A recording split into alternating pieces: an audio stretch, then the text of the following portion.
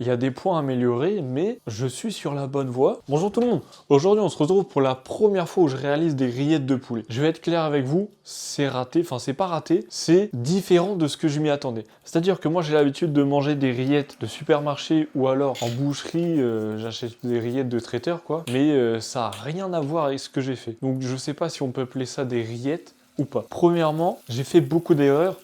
J'ai tout détaillé dans les commentaires, mais là je vais devoir utiliser le commentary pour faire, pour détailler tout simplement un choix que j'ai fait. Dans ma cuisson de poulet, je les ai marqués avant, je les ai pas assez marqués, du coup ça a donné moins de goût et un visuel plus clair, et ça c'est triste.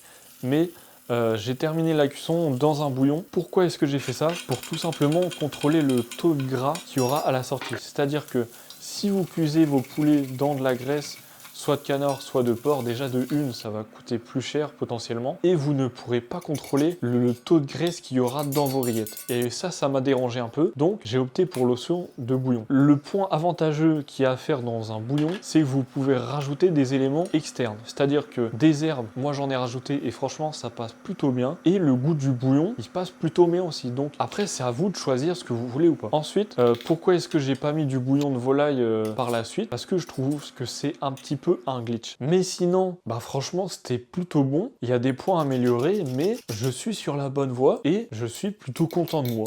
Voilà. Donc vas-y, il y aura d'autres versions de ça et bah vous verrez la suite. À la prochaine. Bye!